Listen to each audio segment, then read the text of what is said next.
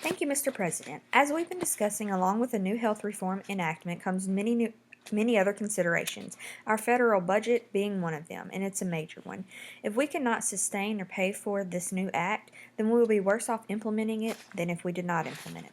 As mentioned before, the Congressional Budget Office, the CBO, and the Joint Committee on Taxation, the JCT, have projected that with the Affordable Care Act's new taxes and fees, and with savings from the law's adjustments to Medicare provider payments, that spending costs will be offset, and over a 10-year period, the budget deficit will decrease. I'd like to note that according to Redhead and Kinzer's Congressional Research Service report, the IRS and the CMS's Center for Consumer Information and Insurance Oversight won't be able to effectively implement and enforce this new law on the budget that they currently have. So an increased cost to offset their extra expenditures has not been factored into the budget for the Affordable Care Act. Tax revenues is another point.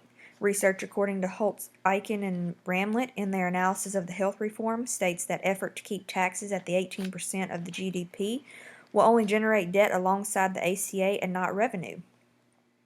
But increasing the tax to 30 to 40% of the GDP, which will generate revenue, will result in a significant reduction in the economic growth, which we badly need. The main problem we have here is not with budgeting or with revenue, it's with our spending. Medicare and Medicaid, as mentioned before, are huge programs that require more and more spending yearly. We have spending binges yearly that will result in doubling of the public debt by 2020 if we don't control them. Factors that need addressing before proceeding with this new Affordable Care Act is the unachievable savings is one factor. The act doesn't automatically reform Medicare, and so to really save from that area, CMS will have to limit benefits to some beneficiaries, and some beneficiaries won't even be able to be served. And that goes against everything that we have stated that the Affordable Care Act is supposed to stand for: affordability and health care for all. Already, Congress has overridden certain areas which have been factored into the budget for savings, and one of these would be cuts in payments to the physicians under Medicare. Each year since 2002, the cuts in payments according to the sustainable growth rate formula that we use has been overridden. And to note that this is not necessarily a bad thing, because as a worker in a healthcare field, reimbursement for Medicare and Medicaid patients is already very low, and that is the reason many physicians do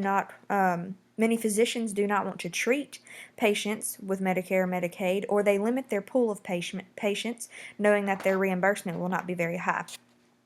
Another factor is the uncollectible revenue. The CBO factored in to the budget the excise tax on high premium health plans, also known as Cadillac health plans. This was recently pushed back to 2018, even though it was budgeted to start immediately. So if the Affordable Care Act is going to come into effect in 2010, that's 8 years of not generating savings from that area, revenue from that area. There are just too many unrealistic savings categories that should not be set factors in the federal budget.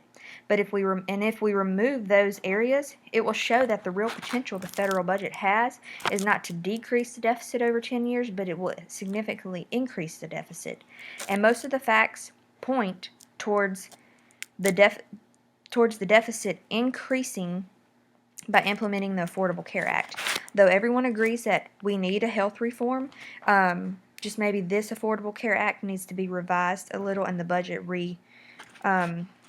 rechecked, because there are too many factors that, while this may be good for certain groups of people, there's too many factors that are going to push us into debt and in the long run hurt us as a country. And so just a revision of this would be great, so that we are able to provide more health care and affordable health care to more people, coverage for more people. That would be great, but just the reality of not being able to support that financially is a huge burden. Top 3 things that I've learned in this class is the difference between a HMO and a PPO. I know that is terrible, but before taking this class, I just knew that I had insurance and didn't really know the difference and how complicated insurance was and reimbursement and all of those things that go alongside of that, so I feel a lot more educated in that area.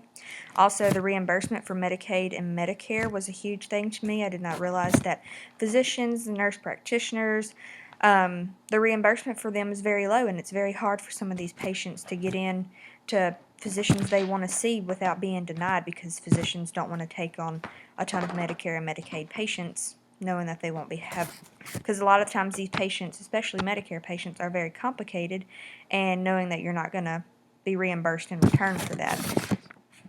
Also, number 3 would be how complicated and intricate it is just to implement a health reform. Knowing everybody agrees that we need a health reform, that it'd be better for our country, better for the people here, the health of people in America.